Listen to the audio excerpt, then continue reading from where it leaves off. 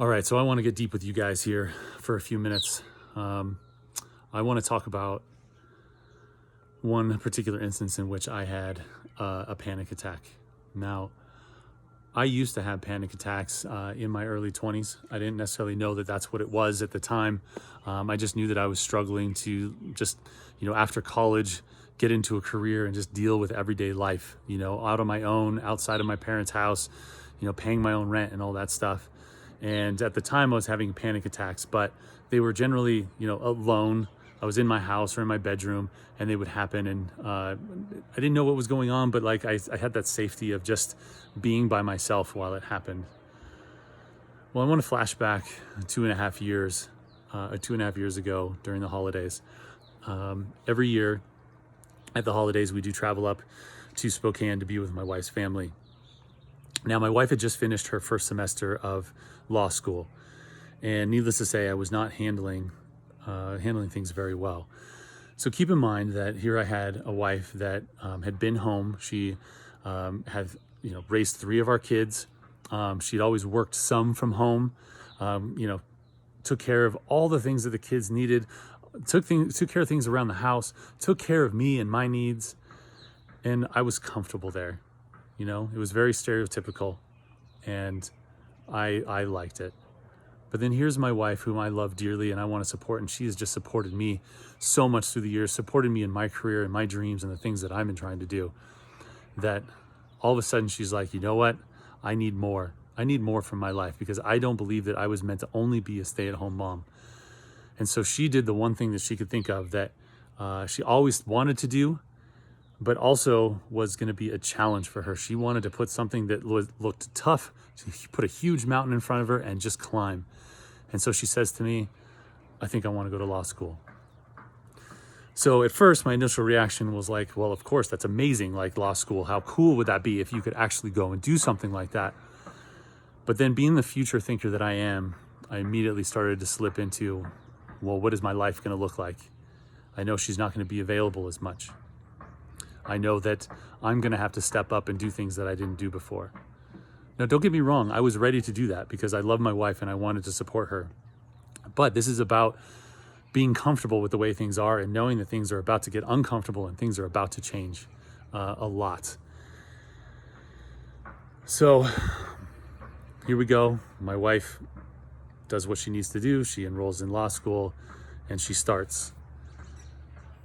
And it wasn't just that it was hard. It was fine. I stepped into the roles that I needed to step into. I helped get kids ready for school. I picked kids up from school if I needed to.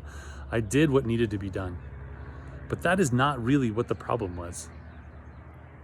Here I had a wife that had been home at my beck and call any minute of the day. And now she was gone all day at school, sometimes into the evenings. She's studying. And now all of a sudden, my brain starts to take over and imagine things that aren't happening. Now, I've talked previously about how I watched my dad basically develop, well, not basically, he did develop a relationship with another woman right in front of me at my place of work. Now, what I didn't realize is that when my wife went to law school and she started to stay out late, studying and all that stuff, I didn't immediately realize it, but my brain started to recognize a pattern that I'd seen before. And my body let me know this through anxiety, and my anxiety spiked. Once it gets to a certain level, you become very irrational. You can't think clearly. You can't engage in a conversation with your wife clearly. So here I am trying to explain to her that I'm having, all this anxiety. I'm having these fears about her being in law school, but I can't pinpoint what it is. And so as supportive as she's trying to be, there's nothing that she can do different because she doesn't understand what it is that's happening inside of me. So this all came to a climax at the end of the first semester, and we're in Spokane. And we went to a New Year's Eve party that we usually go to every year. And here, my expectations were that finally we get to go out as adults. We're going to dress up. And yes, we're with our brothers and sisters-in-laws and having a great time. But I expected to have more attention and one-on-one time because I hadn't had it all semester. And here we are at the party, and she's off, having a good time with her brothers and sisters, which she should. And then she's also talking to other people at the party, which normally she should. But inside, I was getting increasingly frustrated. My anxiety was rising. I couldn't understand, like, why isn't she paying attention to me? It, like, is validating this voice inside of me that is like, she's trying to distance herself from you. See, that's the voice that was in my head as she was going through this first semester and she wasn't coming home, or like at the end of a long week, she's asking, hey, can I go out with my law school friends? And inside, well, I should say on the outside, I'm saying, yeah, that's fine. But on the inside, I'm feeling anger and abandonment and resentment because she's always been there. And now all of a sudden I feel like she's choosing something else. And so here we are at the New Year's Eve party. And again, I feel like she's choosing something else. Needless to say, my anxiety was boiling over to the point that I went outside with her at one point and I started getting angry with her. I got into an argument. She wasn't really engaging with me, but I was getting very angry. She at least convinced me not to do it at the party, which I agreed to. In a little while, we ended up going home and we got back to her sister's place. I boiled over. Not only was I angry, I was yelling at her. I was saying, I don't even remember what I said, but I know that it was not nice. But this is because I started to tip over into a panic attack. Here I was, one side of my brain was seeing that, oh my gosh, like I have gone absolutely nuts, but that side of my brain was not behind the wheel. The person that was behind the wheel at that point in time was someone I didn't even recognize.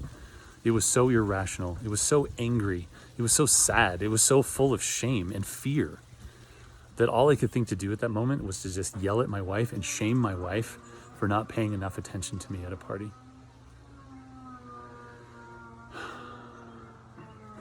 So all I can say is that thank God that I have the wife that I do, because she is committed. She has stayed with me. She has been patient, because in those moments, I feel like I gave her every reason that she needed to run, and she didn't. So next day, we're over at her mom's house. All of the family is around. And I find the same thing is happening again. I don't remember exactly what happened, but something triggered me. And all of a sudden, I just completely lost my mind again and went into full-on panic attack mode. Now, in this case, I was around the entire family. Like, I was not alone. I wasn't isolated in my room anymore. I was in front of her entire family. Now, keep in mind, we're in Washington.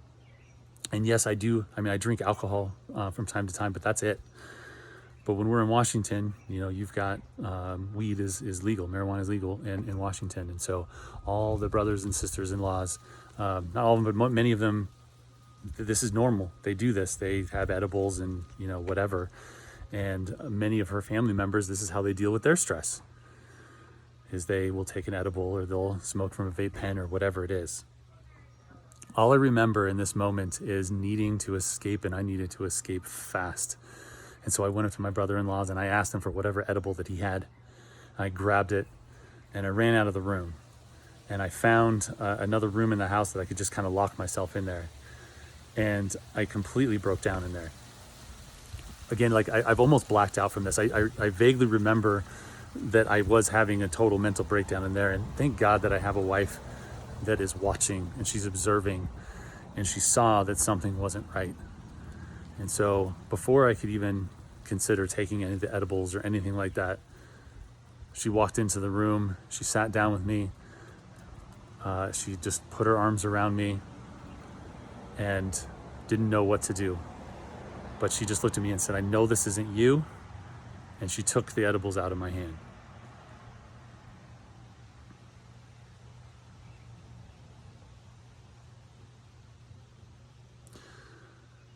This was the beginning of what told me that I really needed to get some help. I was no longer in control of what was going on. So when we got back home, I basically just went right to a therapist and said, I need to talk because my wife doesn't understand what I'm trying to say. She's trying to support me, but she doesn't get it. I can't clearly articulate to her what it is that's going on through my head because I don't even understand it. And I didn't know at that point that when I started talking to a therapist that it was going to turn into a 2.5+ year long journey. I had no idea. All I knew is that I was not living up to the man that I was trying to be, the husband that I was trying to be, the father that I was trying to be, and I didn't recognize this person anymore. So I did the only thing that I could think to do next, and that is to go get help from someone who could help try and understand what was going on. So I don't know if you've had moments like these. You know, it doesn't require getting to your breaking point before you go ask for help, but if you've been to your breaking point and you don't recognize the person that you are anymore, maybe now is the time to reach out and get some help, because whatever you're doing isn't working anymore. And that's where I was at. Just drinking wasn't working anymore. Heck, I was about to go do a different type of drug that I never do, because I didn't know who I was or what I was doing anymore.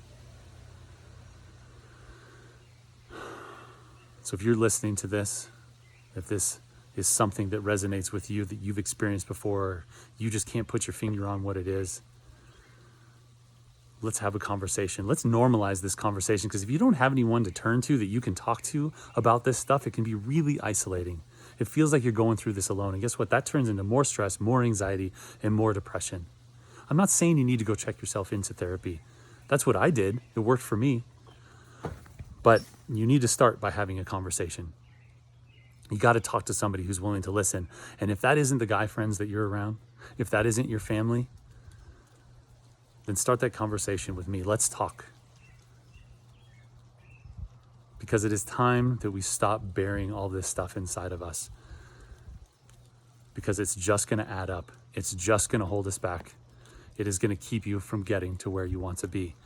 And if you're anything like me, that isn't good enough. And that is not the life that you are wanting to live.